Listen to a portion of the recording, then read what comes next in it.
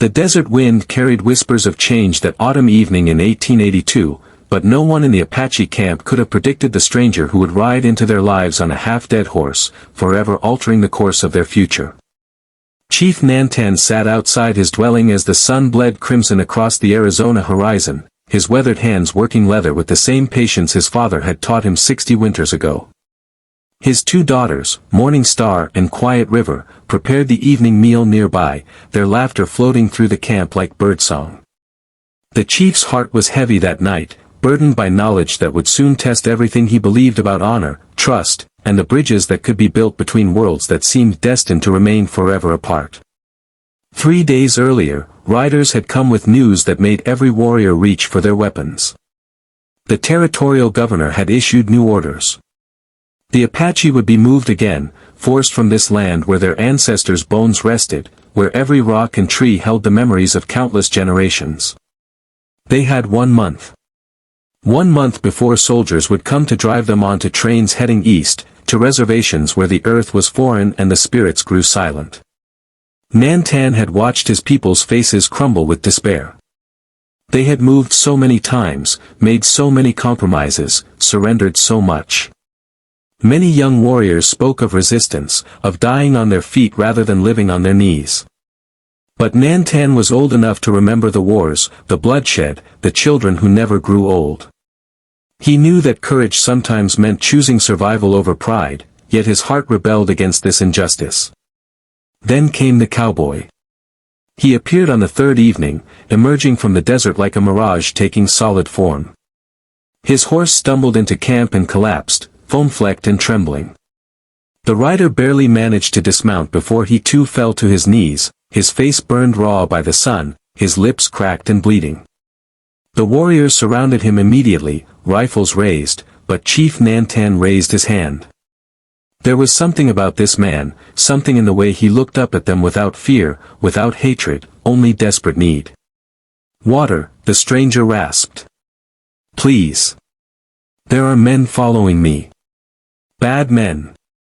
They've stolen a fortune in payroll meant for the railroad workers, killed a guard. They think I'm carrying it, but I hid it before they could catch me. They'll be here by morning, and they'll burn this whole camp to the ground looking for it." The words hung in the air like smoke. Several warriors wanted to send him back into the desert immediately, to let him carry his troubles elsewhere. But Nantan saw something else, an opportunity wrapped in danger, a chance that might never come again. He ordered the stranger brought to his dwelling, gave him water and food, tended his burns with traditional medicines. As the cowboy regained his strength, he introduced himself as Jacob McAllister, a former Texas Ranger who had stumbled upon the robbery while tracking a different criminal.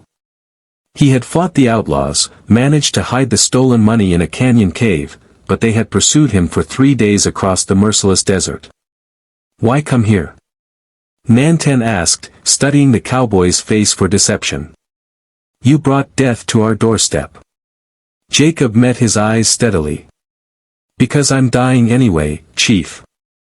And because I heard in town that your people are being forced out. That money, $50,000 in gold and certificates, it's federal property. But the government owes a debt to those it's displaced. If I tell you where it is, if you help me stop these outlaws, maybe we can find a way to make things right.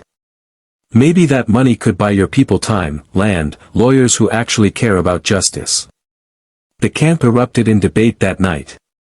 The risks were enormous. If they helped this cowboy and failed, the outlaws would slaughter them. If they succeeded but were caught with stolen federal money, the army would use it as justification to destroy them completely. Yet if they did nothing, they would be relocated in 3 weeks to a fate that many considered worse than death. Nantan's own sons argued passionately on both sides. But it was Morning Star, his elder daughter, who spoke the words that cut through the chaos. "Father, we have spent generations running from trouble that finds us anyway. Perhaps it is time to run towards something instead." By dawn, they had a plan. Jacob would lead a group of warriors to the outlaws' camp, where they would retrieve the hidden money and confront the thieves. But Nantan added his own condition: if they succeeded, if Jacob proved himself a man of honor, then a greater bargain would be struck. The cowboy would not simply take the money and vanish into his world, leaving the Apache to their fate. No, there would be a bond forged, sealed in the old way, ensuring that this stranger would spend his life as a bridge between their peoples, fighting for their rights with the same courage he had shown in the desert. The confrontation came at sunrise, in a rocky canyon where shadows still clung to the earth like prayers. Jacob McAllister had led 5 Apache warriors, including Nanton's own eldest son, to where the outlaws had made camp, confident the cowboy was dead or dying somewhere in the wasteland. There were 7 outlaws, hardened men with murder in their hearts and greed in their souls. But they had never faced Apache warriors defending their homeland, fighting not just for survival but for the future of their children's children. The battle was brief and fierce. Jacob proved his worth that morning, fighting alongside the Apache with a ferocity born of righteousness rather than rage. When the dust settled, 4 outlaws lay dead, and 3 had fled into the desert on foot, unlikely to survive the journey to the nearest town.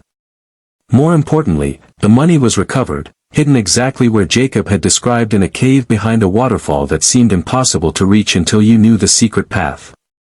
But it was what happened next that became legend. As they returned to camp victorious, Jacob riding beside warriors who now called him friend, Chief Nantan gathered the entire tribe. He stood before them all, his 2 daughters at his side, and spoke words that had been carefully chosen through the night of prayer and contemplation. Jacob McAllister, you came to us as a stranger bringing danger, but you spoke truth when lies would have been easier. You fought beside my sons when you could have fled. You have proven yourself a man of honor in a world where such men are becoming rare as rain in the desert.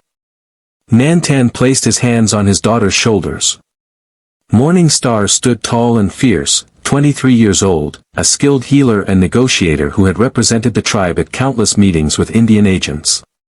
Quiet River was 19, a gifted artist and storyteller who carried the oral history of their people in her heart. Both were beautiful, intelligent, and beloved by all who knew them. Both had quietly told their father the previous night that they were willing to make any sacrifice for their people's survival. In the old way, Nantan continued, his voice carrying across the camp, a debt of honor could be sealed by the joining of families. My 2 daughters are yours to choose from, brave cowboy. Marry one, join our tribe, and we will use this money together to fight for a future where the Apache and the settler can live as neighbors rather than enemies. You will have family, purpose, and the respect of a people who do not give such things lightly. We will have an advocate who knows both worlds, who can speak truth to power in ways we cannot.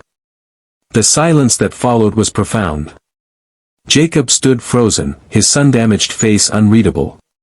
The offer was staggering, unprecedented.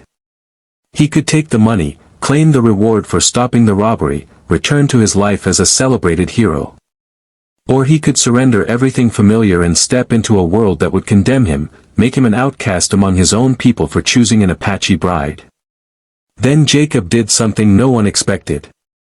He turned to face both daughters, but instead of choosing, he knelt in the dust before them. With respect, Chief Nantan, I cannot choose between your daughters as if they were prizes to be won. They are human beings with their own dreams, their own voices. If either of them would consider me, not out of duty but out of genuine partnership, then I would be honored beyond measure.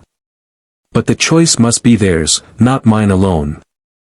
Morning Star stepped forward first, her eyes shining with tears that spoke of recognition rather than sorrow. I will walk this path with you, Jacob McAllister, she said clearly.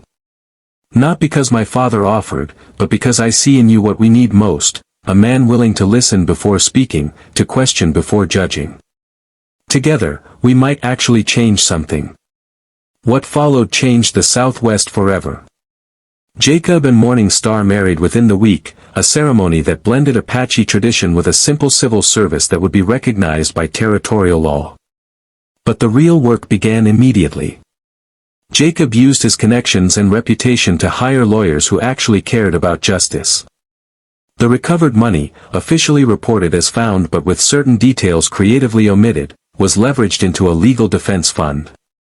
Morningstar's knowledge of Apache needs combined with Jacob's understanding of the legal system created an advocacy organization that would eventually influence federal Indian policy. Quiet River found her own path, using her artistic gifts to document Apache life and culture in photographs and paintings that humanized her people to Eastern audiences who had only known stereotypes. She eventually married a newspaper editor who published her stories, changing hearts one reader at a time. The tribe was not immediately saved from relocation. Such miracles are rare and would trivialize real history's complexity. But they were able to negotiate better terms, secure land that was actually suitable for living, and establish legal protections that prevented the worst abuses. More importantly, they had proven that bridges between worlds could be built by those brave enough to meet in the middle. Years later, as an elderly man, Jacob would tell his grandchildren, who carried both Apache and Irish blood in their veins, about that extraordinary night when a chief offered an impossible choice. "Your grandmother saved me long before I ever rode into that camp," he would say, holding Morningstar's wrinkled hand in his own. "She saved me from living a small life concerned only with my own survival. She taught me that true courage isn't about the battles you win, but about choosing to stand beside people who need you, even when the whole world says you're a fool for doing it."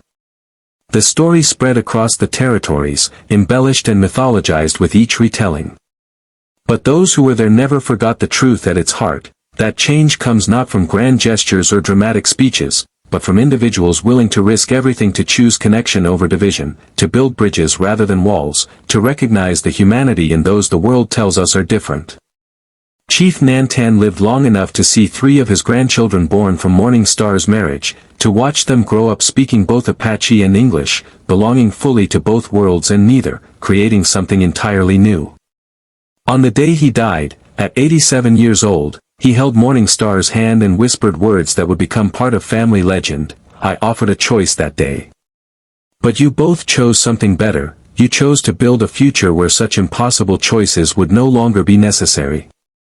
The desert wind still blows across Arizona, carrying whispers of that extraordinary autumn when a cowboy and a chief proved that even in the darkest times, when fear and hatred seem overwhelming, ordinary people can create extraordinary change simply by choosing to see each other's humanity first.